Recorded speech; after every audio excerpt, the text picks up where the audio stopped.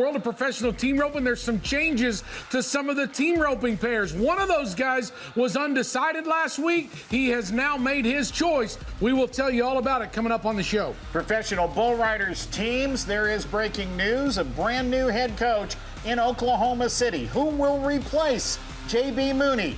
We will tell you the story coming up on Western Sports Roundup. You just never know the stories that are coming out of the rodeo arena.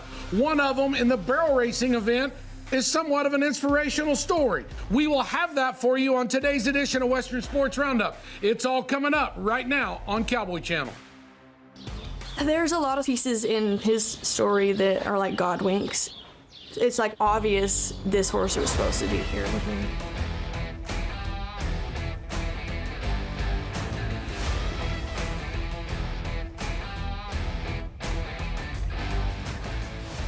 Well, hi, everybody. Happy Tuesday and welcome to Western Sports Roundup alongside Ty McClary. I'm Steve Kenyon, and a lot of variety coming up today. And Ty, we get to start in the world of team roping. You and Katie Lucas last week had a chance to get into some partner changes that were happening. Couple of pretty good ropers, one really good healer. Levi Lord, been to the NFR 5 times. Wasn't exactly sure who he'd be roping behind. That question has been answered. Yes, he has made his decision. He told Katie Lucas last week that he had narrowed it down to maybe a couple guys on his list. Well, that has been chosen now for Levi Lord. So Levi, of course, the 5-time qualifier to the National Finals Rodeo, will now be roping this 2026 season with last year's Resistol Rookie of the Year in the heading. That is James Arvizo. And I got to tell you, Steve Kenyon, I think that's a smart choice from Levi Lord. That kid is super talented. James Arvizo has been a winner wherever he's gone. He was a national high school champion. He was a national intercollegiate champion. He's the reigning Resistol Rookie of the Year. Does he come from a family where they know how to rope? Yeah, his uncle's Derek Begay. Arvizo has, neither one of these guys have had bad years. No. If you take a look at what Levi Lord has gotten done, he and Tyler Tryon just won the Bob Feist Invitational. They split $160,000. You take a look at what James Arvizo's done. He and Rance Doyle were just 3-2 at the rodeo in Austin. James is in the top 10 in the world standings. So neither one of them's had bad years. It'll be interesting to see how they partner up. It is, and that's a look at some of the new teams that when we broke the news last week, Tanner Tomlinson is now going to rope with the 3-time world champion Wesley Thorpe. That is because Tyler Wade is kind of maybe going to stay a little closer to home for this 2026 season. There's Tyler Tryon and Nikki Northcott. Remember, Tyler was roping with Levi Lord. They decided to split up. Tyler's going back to roping with Nikki Northcott. They've been longtime friends. They grew up together. Of course, Clay Smith was roping with Nikki Northcott, and now Clay is going back to an old partner that he had, Colby Payne. Remember, Clay and Colby Payne roped together at Colby's first NFR a couple of years ago, and then last year, you and I were just talking about this before the show, Nikki Northcott just missed out on qualifying for the NFR, so Clay picked up Colby Payne to rope in Las Vegas last season. So, yeah, they're pretty used to roping together. Talking about the choice of having the opportunity to rope with Levi Lord, James Arvizo told the Team Roping Journal he is the best at getting trades, at getting people set up, and he was very excited about this opportunity. He said he got a couple of text messages from Levi that kind of sounded like he was hinting maybe at something, and he wanted to make sure Levi told him just right out, what do you want me to do? And now they're partnered up, and they will start roping together. Probably are entered with old partners at a couple of events coming up, so sometime during the course of this month, you'll see all these new partnerships start to come to fruition. Yeah, most of that won't take effect until kind of the end of this month of April. Most of the rodeos, like say the California rodeos that's about to take off, they're mostly already entered in all of those. So you won't see these changes go into effect until really towards the end of this month, first part of May, as those team roping pairs changes will start to take effect there. But no matter what, Levi Lord, James Arvizo, that is a great team for 2026. I'm looking forward to seeing that one, Ty. I'll be honest. I'm really looking forward to see it. James Arvizo is smart.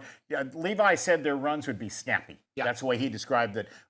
What he expects their runs to look like. They will be snappy. That's what he told the Team Roping Journal. So that's the news in the team roping, just in case you were wondering, as the world turns in the team roping industry, who's partnered with who? The soap opera continues, but we've got some breaking news out of the PBR and the Professional Bull Riders Association today here on Western Sports Roundup. Of course, remember, Oklahoma Wildcatters lost their head coach, J.B. Mooney, back earlier this season. They have named a new head coach, and I think it's pretty fitting, a guy that's very familiar with coaching. That is the longtime three-time Western Texas College rodeo coach in Snyder, Texas, Greg Rhodes, is now going to be head coach of the Oklahoma Wildcatters. We talked to Greg Rhodes earlier today and talked to him about this. And, you know, the one thing we didn't ask Greg about is he is very familiar with bull riders. Sure. There are a lot of bull riders with really interesting resumes that have come through his program. Andrew Alvidrez, Colton Fritzland, Lane Vaughn, who is right now making a lot of noise. Clayton Sellers, Sean Willingham,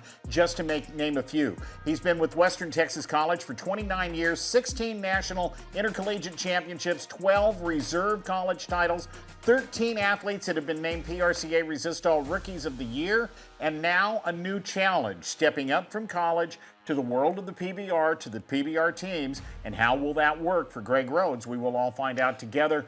The draft is coming up in about 2 months or so, and then after that, they'll start their season. So Greg did share with Steve and I earlier when we spoke with him that, remember, the College National Finals Rodeo is in June in Casper, Wyoming. He will continue with his college team through June at the college finals. Now, the PBR draft is just prior to that at the beginning of June. That'll kind of start somewhat of his head coaching career at the Oklahoma Wildcatters. And then, of course, the PBR Teams Series will get underway in July after that. His exact words to Ty and me were, I am not giving up on these kids. I'm not giving up on this team. He really thinks he's got a good team. He's been sending me videos all year long of his, and I think you've been getting them too, of various members of the Western Texas College rodeo team. So good job, Greg Rhodes. Congratulations on your selection as the head coach of the Oklahoma Wildcatters. Speaking of bull riding, let's talk about Lawton, Oklahoma over the weekend. And boy, howdy, did this thing pay like a slot machine. 2-night PRCA Extreme Bull Riding. Let's start with the man in the number 6 spot.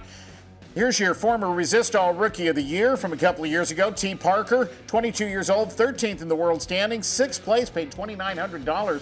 6th place, it took 86 points to finish 6th. He's been doing well here lately. I mean, he just made the finals at Rodeo Houston. He won won the playoff round down there in Austin. He was second in the first round at Rodeo Austin, and then just heads up to Lawton the week after that and follows it up with a 6th place finish, pocketing almost $3,000 up there on a Frontier Rodeo bull called Revved Up. There was a tie for the number 4 spot, and I think one of the more interesting stories in bull riding developing this year, one of the guys in that tie, John Crimber. Yeah, that guy, the one that's number 1 in the PBR's world standings. He got on a bull from championship called Bruised Ashes, rode him for 86.5 points, $5,330. Over this last weekend, he made a great ride at the rodeo in San Angelo. He won the rodeo in El Paso, Arkansas, finished in the number 4 spot. Crimber right now, he's ridden 9 out of 12 bulls in the PRCA and finds himself in the number 6 spot in the Resistol Rookie of the Year race. That bull that he got on, that championship pro rodeo bull, Bruised Ashes, was unridden this season until John Crimber did it this past weekend. Cooper James, he's part of that 3-way tie at 4th place as well. Frontier Coffee of Frontier Rodeo. That, of course, is a National Finals Rodeo bull.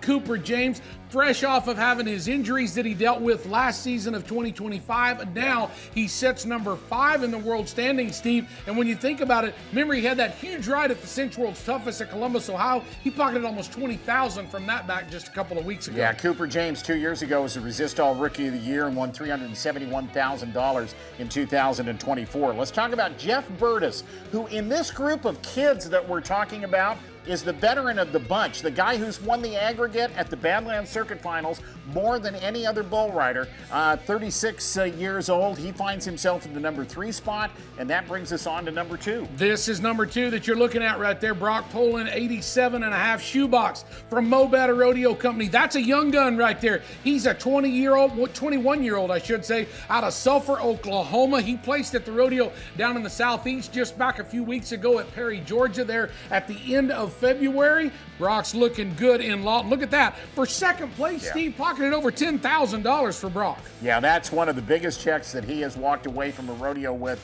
in his very young career. So let's talk about the guy that won it all. And I'm talking over $17,000. Quinn Anderson, the Australian, who was one of the 4 rookies who qualified for the Wrangler NFR last December.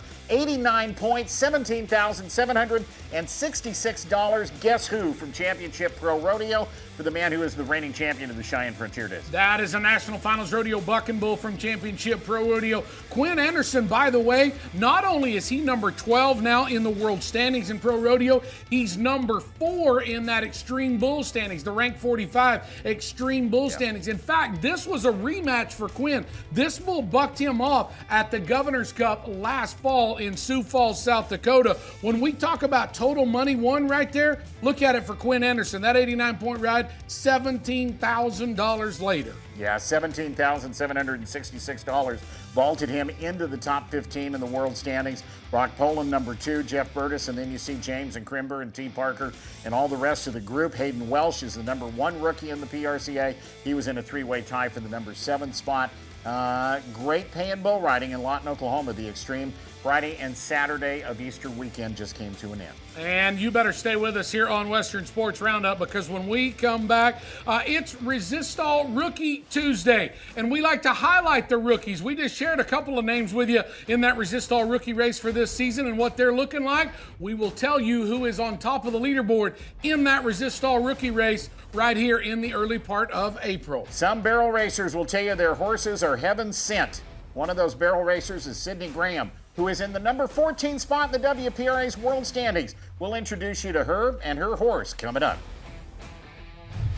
Western Sports Roundup is brought to you by Resistol, the official Roundup is brought to you by Rock and Roll Denim. Live boldly. Live in rock and roll denim.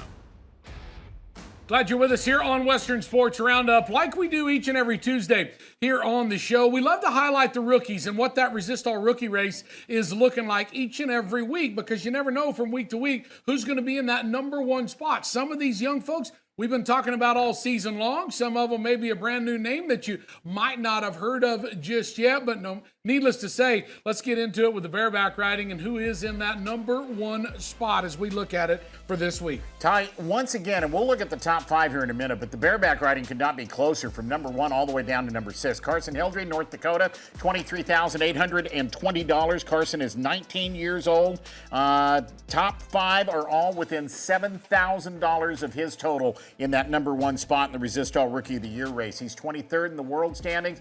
There it is, and look how close these guys are. Carson Hildry, $23,820. Daxton Field, only about $1,300 behind, and then Rody Farrell and Tucker Caricato, both out of Wyoming, and Cooper Heinberg from Missouri, the top 5. And this one really could change from week to week to week. Once again, we got a great bareback riding rookie class. As we go through each of these events, I want you to show, when we show you that top 5, look how close most of the events are. There's only 1 or 2 events where guys or gals are kind of way out in the lead by themselves. For the most part, most of the events are pretty close on that Resistol rookie race. Colin Fox leads the steer wrestling right now with $25,000 earned on the season. By the way, he is number 19 in the world standings, so inside the top 20. He was just second in a go-round in San Angelo. And Steve, he's yet to compete there in the playoff, in the semifinals round, because he is really good on 2 steers in San Angelo. He's 8-2 on 2 of them. He looks to do good things in San Angelo as well next week. Yeah, and the week before that, he won $4,600 at the Extreme Bulldogging Finals. Clay Tom Hertz right behind him,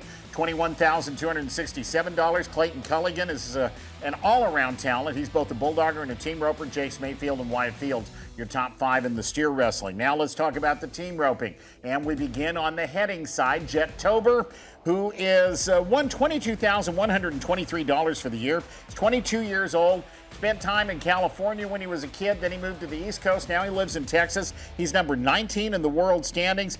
$4,000 out of the rookie rally in Fort Worth at the Stock Show. Well, since we just talked earlier about some team roping teams changing partners, Jet's done this year with a few different partners. He's roped some with Tyler McKnight. He's roped some with Casey McCluskey. He placed at Bay City, Texas. Got money at Denver and Odessa back in early January. So there's a look at the team roping heading side on the rookie deal. Jackson Hill, number 2.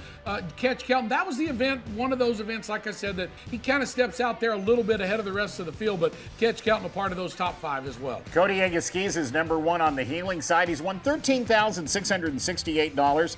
The top 5 are all within $4,000 in the Resistol Rookie of the Year race on the healing side. There's a last name that means something to you. His cousin is Dustin. His dad is Manny Agaskiza.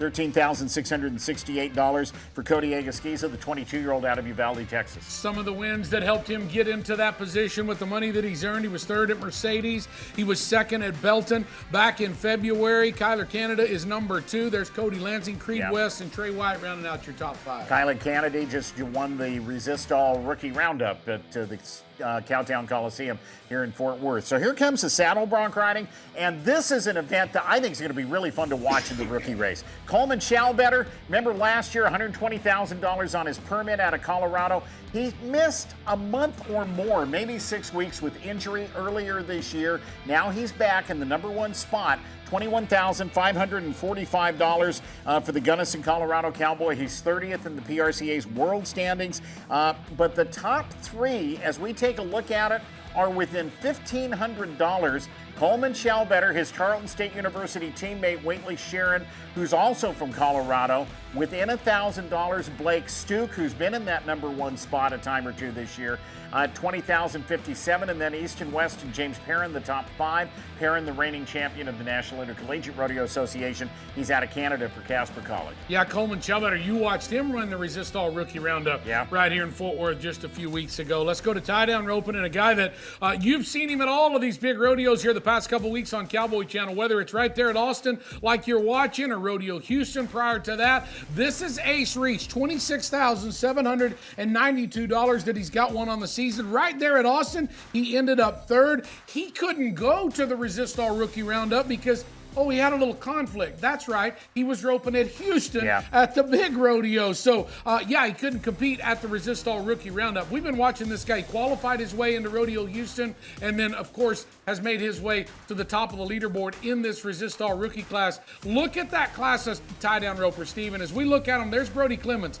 He's last year's national high school champion. His brother Cole's been to the NFR. His brother Cole was the Resist All Rookie a couple of years ago. There's Kyan Wilhite as well. I'm telling you, this tie-down roping field is going to be another event fun to watch. Kyan Wilhite was a national high school champion 2 years ago and the reserve champion last year. Jaden Broussard and Colton Suter, the top 5. So let's turn the page and talk about the Cowgirls. Breakaway roping. J.C. Hammonds is putting together a year for the record books. She is the number 1 rookie. She's number 2 in the WPRA. Remember, she is the champion from the rodeo in San Antonio, Texas, and has already won almost $50,000 this year.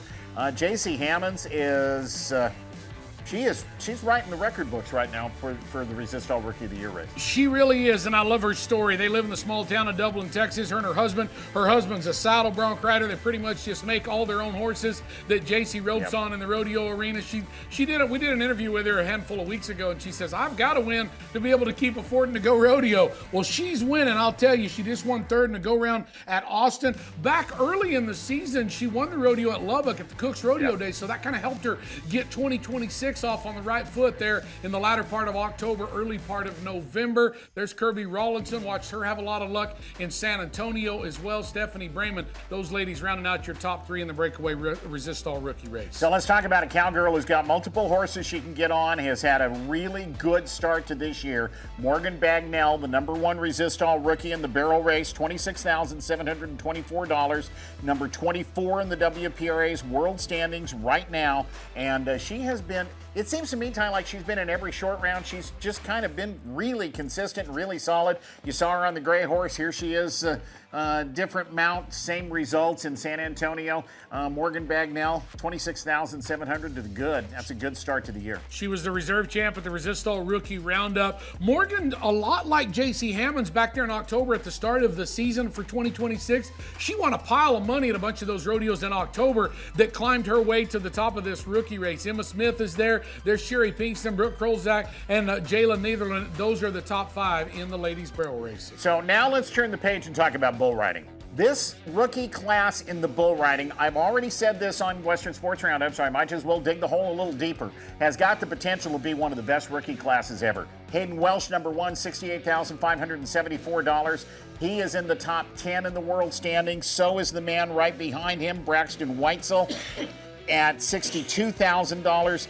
They are both maybe headed to the NFR with a bunch of those guys that we talk about, like John Crimber, like the top 5 that we're about to show you, all of them knocking on the door of maybe, just maybe, sneaking into the top 15 in the world standings. Noah Lee, his dad Mike Lee, of course, PBR world champion. Kobe Olsen's from Idaho. Brady Turgeon, the number 5 spot, and all of them have got the potential to move into that top 15. I love when we really started watching Hayden Welsh at the rodeo at Fort Worth back earlier in January. He's a red-headed bull rider, so we were calling him the riding redhead, and if he drew a red bull, he was probably going to win something. So we'll see how that continues the rest of the season. Yeah, and right behind those guys is John Crimber, who's number 1 in the PBR's world standings and has had such a great start to his rookie year in professional rodeo. So that is your Resistol rookie update. Thank you to the folks at Resistol. They are proud to be the longtime sponsors of the Resistol Rookie of the Year Award. We're going to take a time out, and when we come back, let's take you rodeoing with the Hall of Famer, Ike Sankey,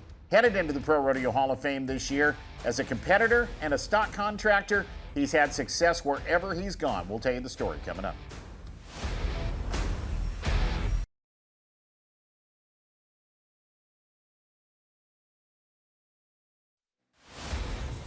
ProRodeo Hall of Fame has announced its class of inductees for 2026. Those induction ceremonies will take place in the month of July in the middle of the Pikes Peak or Bust Rodeo presentation of the NFR Open in Colorado Springs. And one of the most unique inductees in this year's class, and literally Ty and I just looked at each other and said, okay, tell me how many individuals are in the Hall of Fame, both as an award-winning stock contractor and a national finals rodeo qualifier. We know of at least one, and he's about to join us. Ike Sankey is with us from the Sankey Pro Rodeo Company and one of this year's inductees into the Pro Rodeo Hall of Fame. Ike Sankey, congratulations to you, sir, and what a well-deserved honor. Your reaction when you got that phone call the other day? Well, I was tickled to death. I've been a member of the PRCA or the RCA for, gosh, I don't know, 74, I guess, is when I filled my permit and got my permit and filled it that year. And at the time, they gave a little sticker pin, a belt pin. And I still got mine. I still wear it.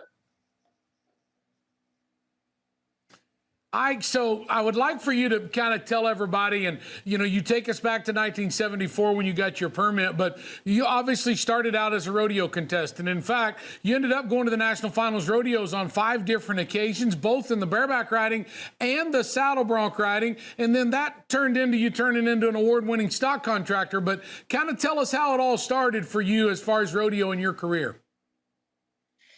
Well, my dad trained horses and traded horses from the time we were little bitty kids, and my brother and I would take those horses and we'd go to these little saddle club gymkhanas and what have you, and try to trade them off.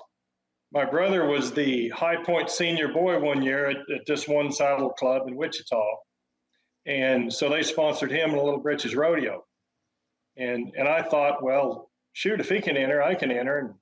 And so we both went and we entered, and I had a little easier time. I was in the junior division. I got on Hereford steers and 2-year-old colts, and he had to get on full-grown horses and bulls, and I stayed on both mine and won 2 little buckles, and we decided that we were going to just continue to do that. And so we went home and built an arena and built some buck and shoots and got some stuff to practice on and started practicing. And quick story, so we practiced for a couple of months, and then we decided to go to a rodeo. We get there and we're making fun of them because we thought their chute gates were hung backwards. Ours were, but theirs weren't. We figured that out pretty quick. So we practiced for 2 months in buck and shoots with the gates on backwards. Oh, well, whatever you did, Ike, eventually it worked out because obviously it turned out pretty well for you. I'm curious, and I don't know if there's a way to quantify this or not. Your time as a contestant, your 5 qualifications, both in the bareback riding and the saddle bronc riding, how did that affect the way that you looked, particularly at bucking horses, when you got into the stock contracting business and when you started raising horses and taking them to rodeos? Did that impact at all what you were looking at with the stock that you hauled to the rodeos that you produced? Oh, absolutely. I mean, I was, part of the reason I quit rodeoing as a contestant when I did was I was sick and tired of going and getting on crap that didn't, that just, there was no chance at all to win anything. And that's something that I wanted to change and make sure that, when a guy got on it, try to give everybody a chance to place. People say, well, we want everybody to be able to win first. Well, that's a silly statement because that ain't going to happen. But if they have a chance, if they make a good ride, they should get a check. If they screw one up, that's on them, not on me. So, Ike, we're seeing video of some of the horses that are part of the Sankey Pro Rodeo and Phenom Genetics now in present day, which, of course, your son Wade and Matt Sharpring are running. But I want you to take me back a few years ago because I remember some of your great horses, Schizo Skull, Surprise Party. Of course, the list goes on and on. Skull's Wild Card and so many others. And I've got to put you on the spot here. And I know there's no way for you to pick a favorite in those because even outside that list, you had so many great bucking horses over the years. But what do you remember, some of the good times about some of those great horses that you've raised and been a part of your program all these years? Well, the story about Schizo at Great Falls, Montana comes to mind. It was probably her first year on the road, and she bucked some guy off, and they had little bitty tiny panels and a little bitty tiny arena. She jumped the fence after she throws this guy off. And I don't think she jumped it intentionally. I think she was just bucking, and her head comes up and she sees where she's at, and she just kicks as she clears the arena fence, and she winds up in a beer stand. It was a pretty good story, and that's one of the most memorable. How do you sort through all those stories from on the road, Ike? We've talked to Keith Isley, and we've talked to Jeff Metters, and we've talked to Jerome Davis, and now we get a chance to visit with you. And there have got to be a million memories that pop into your mind as you think back over the longevity of your career. Well, my kids have been after me for a long time to try to write a book.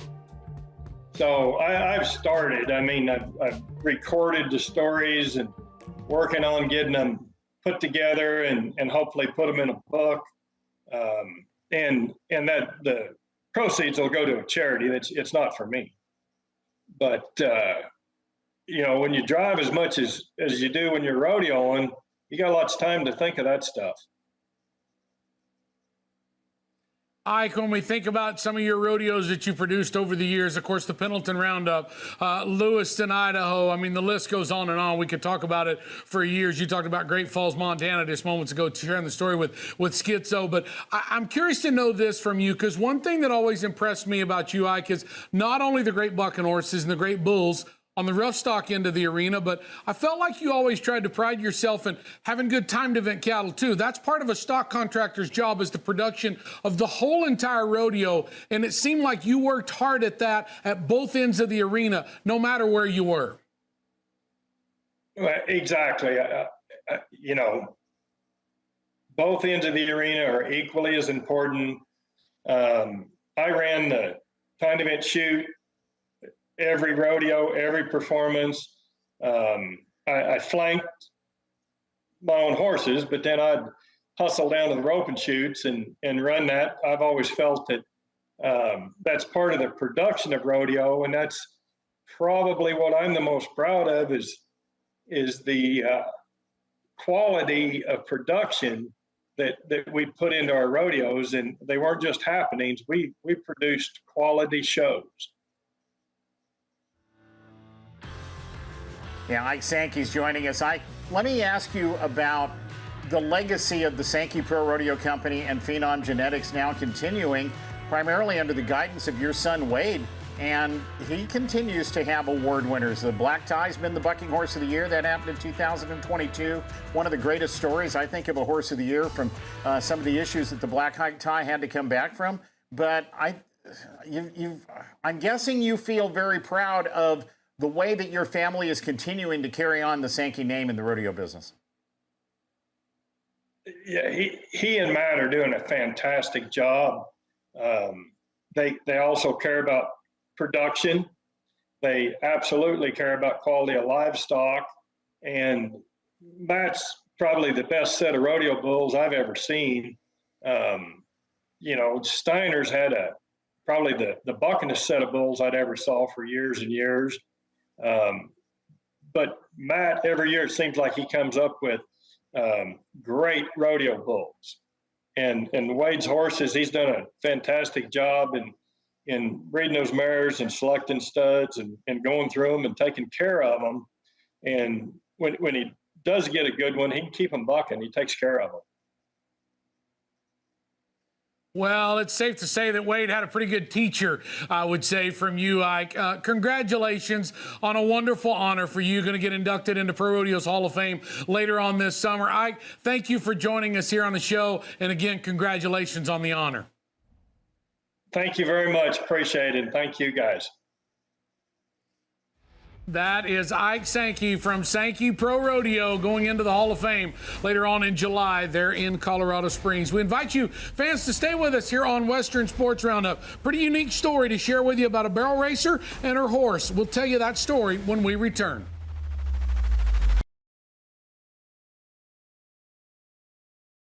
Well, welcome back to Western Sports Roundup. The road to the National Finals Rodeo is never an easy one.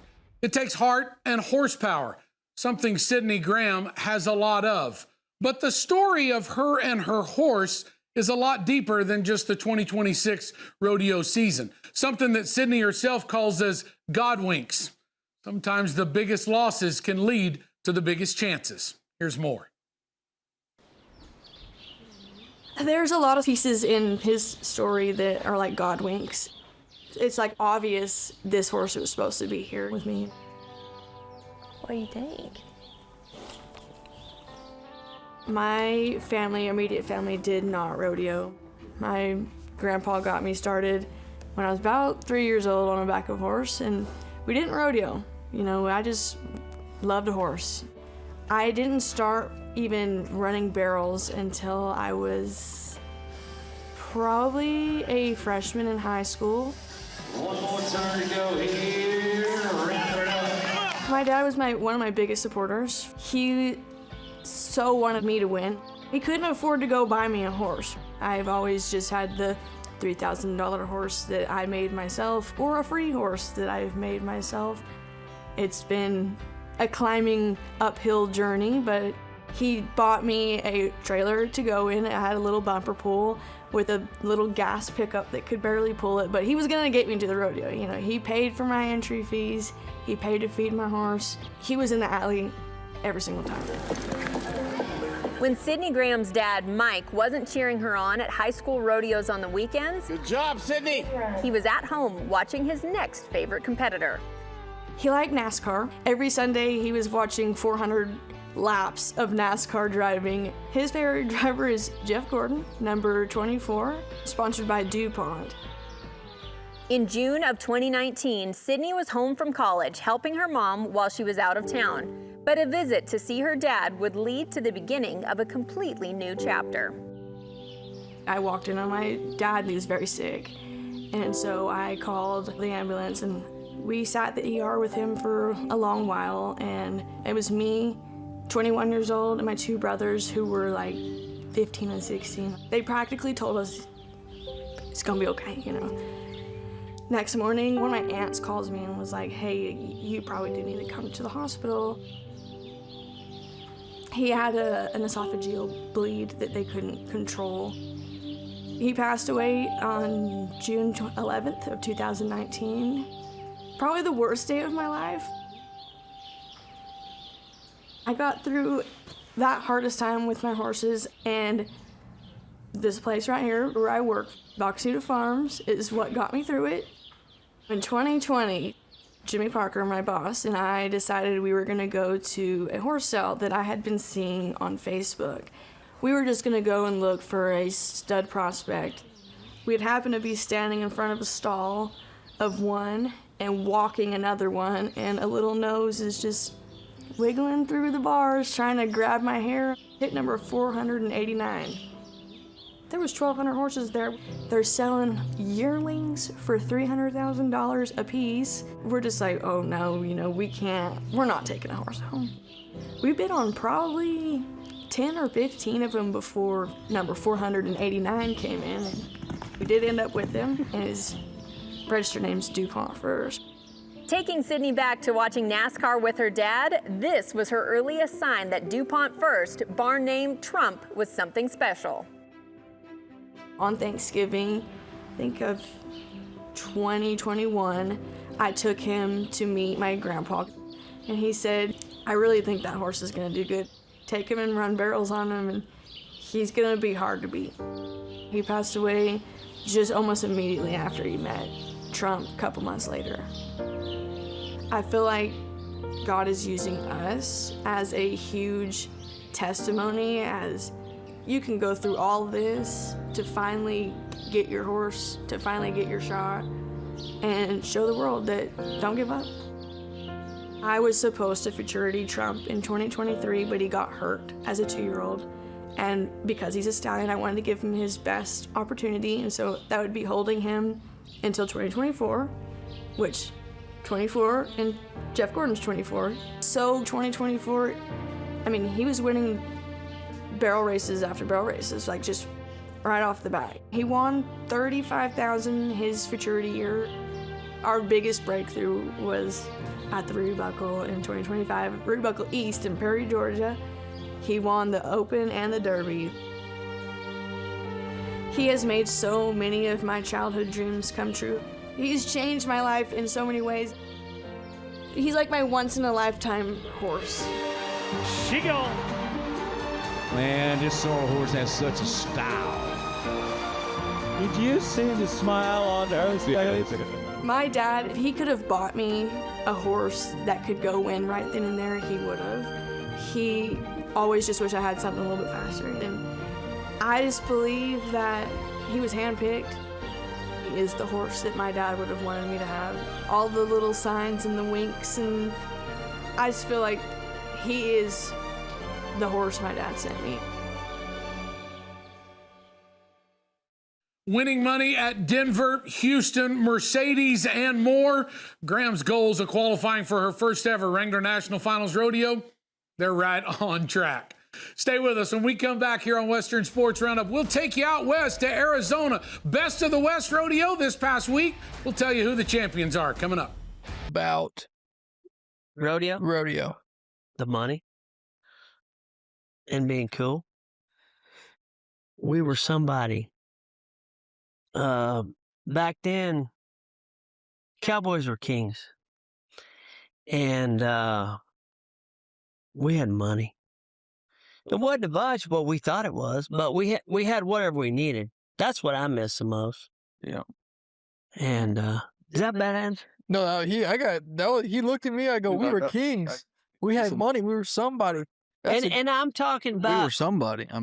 Even in the amateur days, we didn't have that much money, but I thought we did because we. Yeah.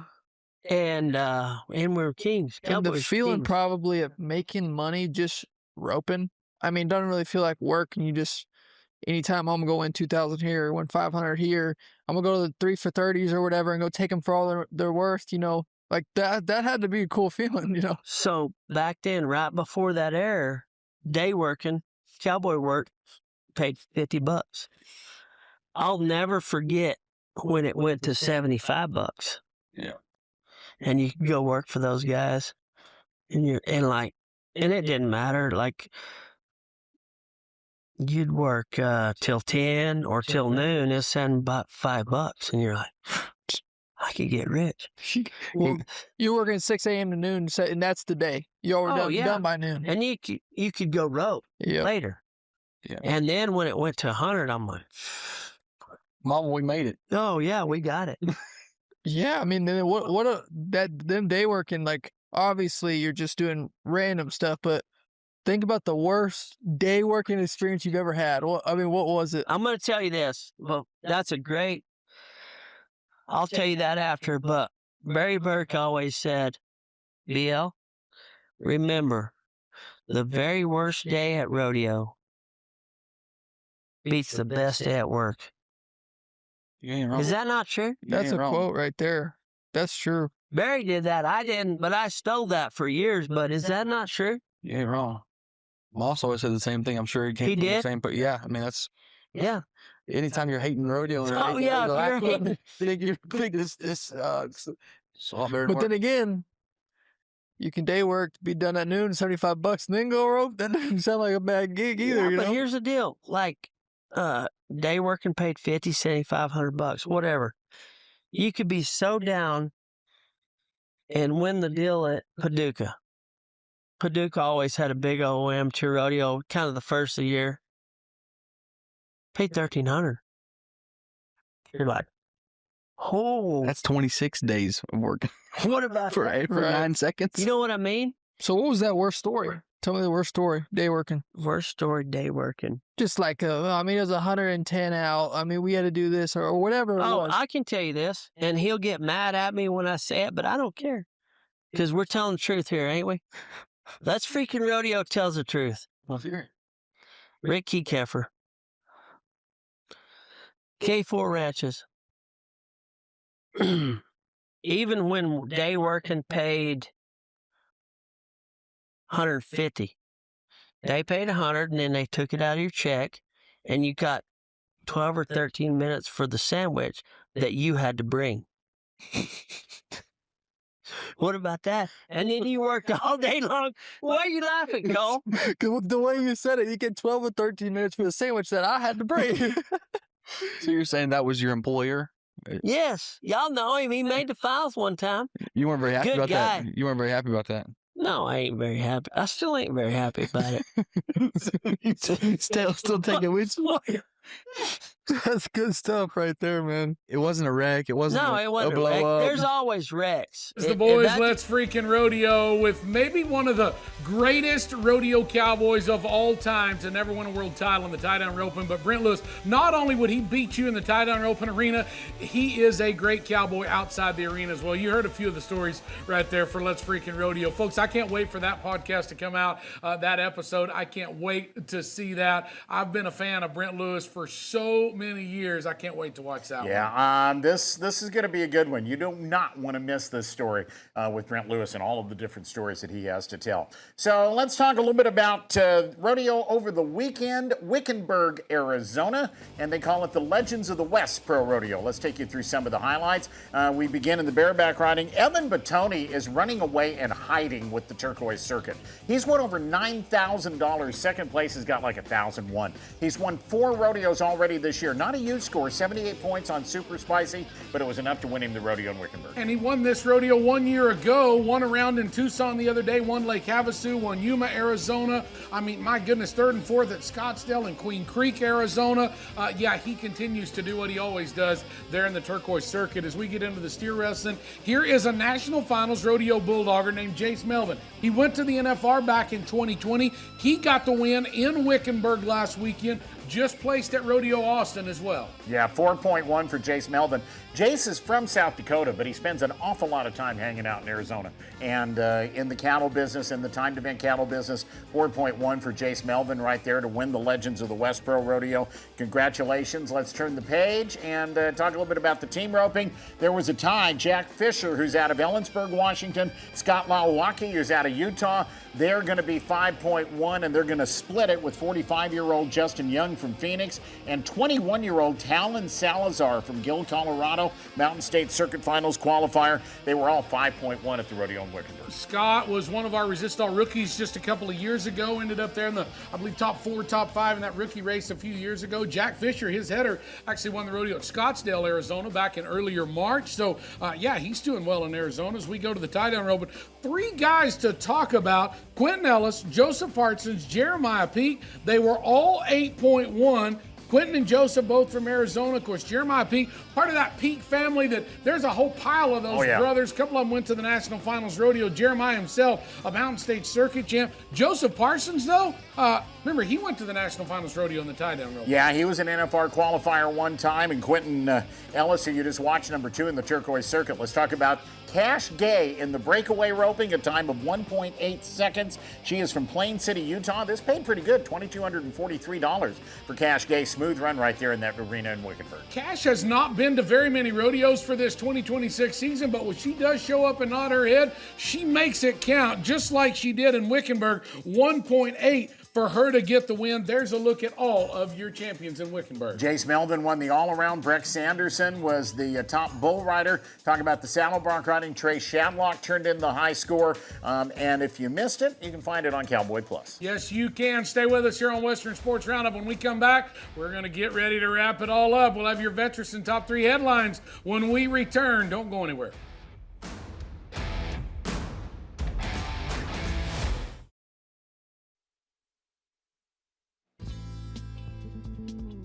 Let's slap a little Veterans on it. Your top 3 headlines brought to you by Veterans Clean Treat Heel. We told you that Levi Lord has made his decision on the partner swap in the world of professional team roping. He is going to rope with last year's Resistol Rookie of the Year, James Arviso. And like Steve Kenyon and I told you, that's going to be a fun team to watch. The Oklahoma Wildcatters, PBR Teams, have tabbed a new head coach, Greg Rhodes, the longtime, almost 30 years, head coach at Western Texas College, becomes the head coach of the Wildcatters. He will be with his Western Texas College rodeo team at the college finals in June. Barrel racer Sydney Graham, if you missed it, go back on Cowboy Plus and watch the feature on her and this horse she calls Dupont First. It will do your heart good. She's survived some loss in her family with this horse by her side and is still sitting in the top 15 right now in the WPRA's world standings. We invite you to stay tuned here to Cowboy Channel, because when we finish up, our colleagues Katie Lucas and Tilden Hooper are going to get you on the road to the American, folks. That is the show coming up after this.